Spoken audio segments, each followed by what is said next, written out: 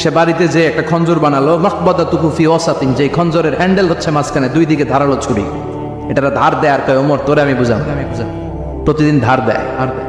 সাইয়েদনা ওমরে ফারুক মসজিদে নববীর ইমাম, ওয়া কানু ইউসাল্লুনা বিগালাস, তখন ওনারা অন্ধকারে নামাজ পড়তেন আউয়াল ওয়াক্তে। আমরা তো দেরি করে পড়ি, সুন্নাহ অনুযায়ী আগে আগে পড়া ভালো। আপনি মসজিদুল হারামে গেলে দেখবেন যে কত আগে ফজর পড়ে, ফজরের 1-1.5 ঘন্টা পরে সূর্য ওঠে, ঠিক কিনা? তো সে একবার ছদ্মবেশে ফজরের সময় প্রথম কাতারে যে হাজির, আসলে কিন্তু মাজুসি, সূর্যের পূজা করে। খঞ্জরটা নিয়ে এসে দাঁড়ালেন। ওমরে ফারুক ফজরের সময় ঢুকলেন, বললেন আকিমিস সালাত, একামত দাও। একামত দেয়া হলো। ওমরে ফারুক আল্লাহু আকবার বলে অন্ধকারে ফজরের সালাত শুরু করলেন। প্রথম রাকাত যখন পড়ে ফেললেন, রুকুতে যাবে, ইন দ্য মিন টাইম সে খঞ্জর বের করে ওমরে ফারুককে 3টা স্টেবিং করেছে, একটা নাভিতে,